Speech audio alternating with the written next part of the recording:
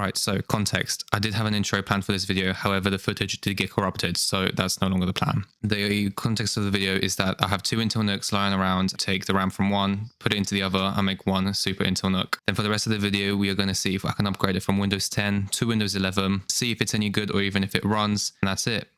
Enjoy and subscribe. Cheers. Okay, so I figured out what the issue was. It was simply just the HDMI cable I was using. For some reason it works on something else, but it doesn't work on the NUC. But whatever, it's done now. But yeah, let's get going here. So this isn't... Oh, okay. Right, didn't even get a chance to press anything there. Hello? Anyone here? Oh, okay, it turned back on and now it's loading. Okay, never mind. I don't know what happened there, but it's working now. So whatever, we'll let it do its thing. And then we'll be back when we actually get to Windows. Okay, so we are on the setup page. Looks like it has managed to boot in the end, so we didn't have to do any sort of recovery, but that's fine. Oh, that's not... Hold on a second. What happened there with my mouse? Okay, that's better. Right. Yeah, whatever, we'll go with that. And there you go. Yes. Skip. Hold on, I'm just gonna connect through Ethernet just to make this easier. Time to use my dodgy Ethernet cable that I got on TikTok shop. Okay, right, we are connected, so let's carry on with this. Now we have some important setting up to do. Of course we do, and this is where we wait half an hour for Windows 10 to decide whether it's gonna work or not. Well, it's gonna work, but you know, Windows 10 very volatile.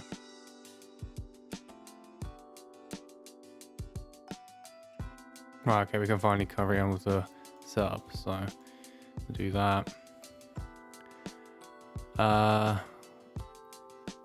Let's just do an offline account, whatever.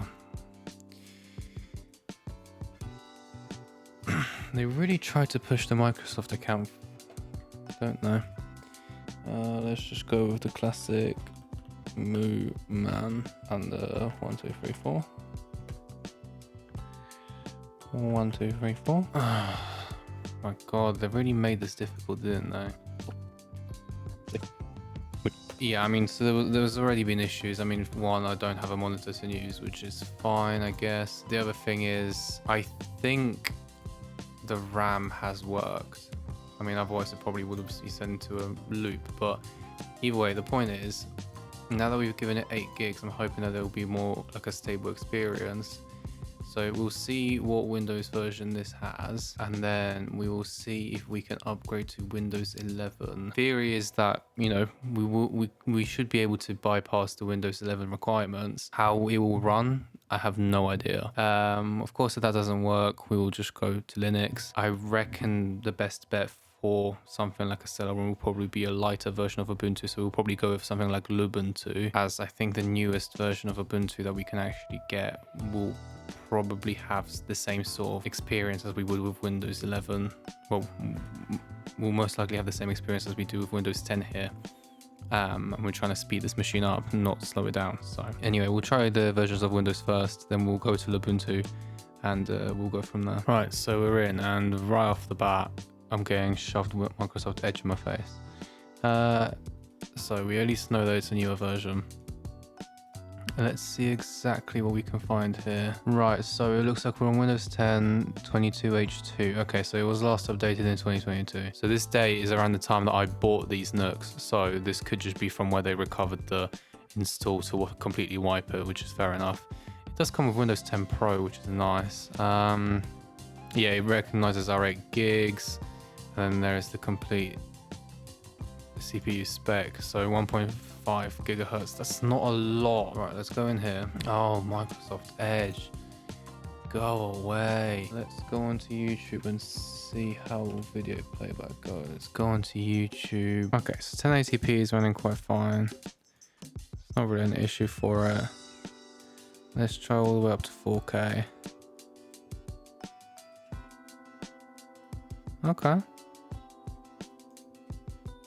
Not bad. Okay, do you know what? I really underestimated this little thing. So it can definitely run 4K video, so that's great. So that gives me higher hopes for Windows 11. So what we're going to do now, install Windows 11 on here. Okay, so I have higher hopes for this to be able to actually install and run, purely because yes, the CPU isn't supported. However, everything else is. Okay, while that is downloading, I think what we're going to do for just this video is we're just going to install Windows 11, see if it works and how it performs.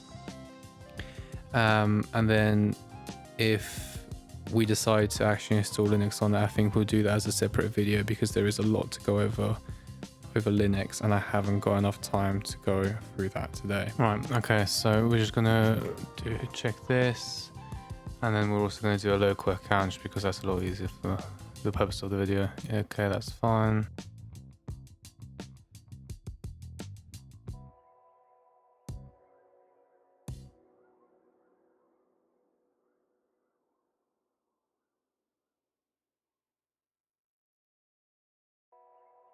Okay, so the USB is created. So next thing we're going to do is we're going to restart. As it restarts, we're going to hit the boot menu option.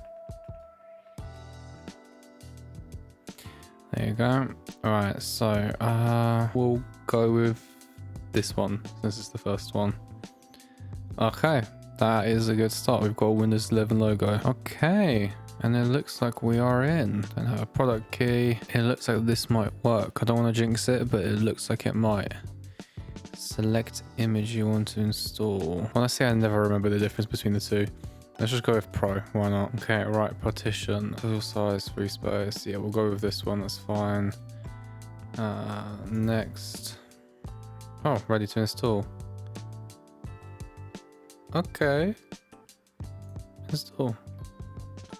No way this is this easy.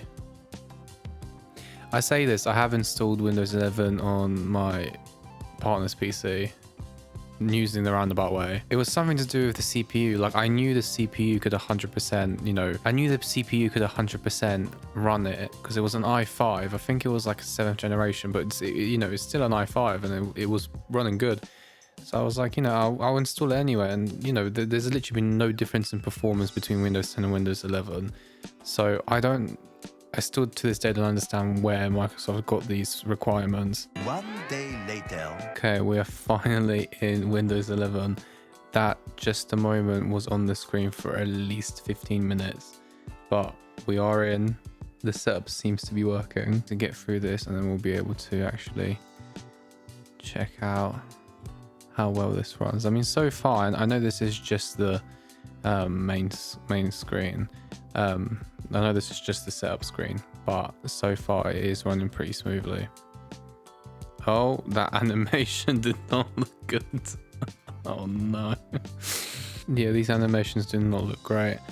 However, because this is a 49-inch TV, I am getting blinded every time this screen comes back on. Right in.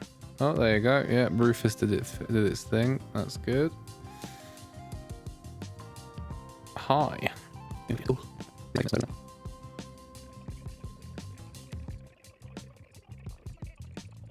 Wait, why are we back at this screen? We've already done all of this. Oh, okay. Never mind.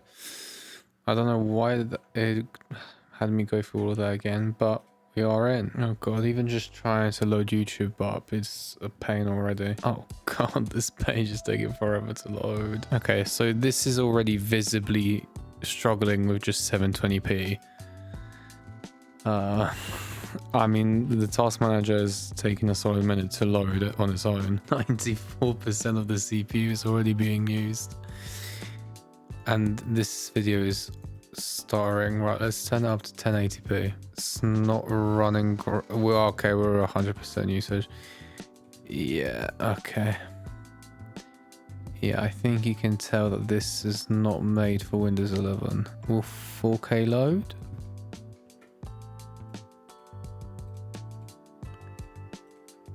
Oh, it's loaded, but it's struggling.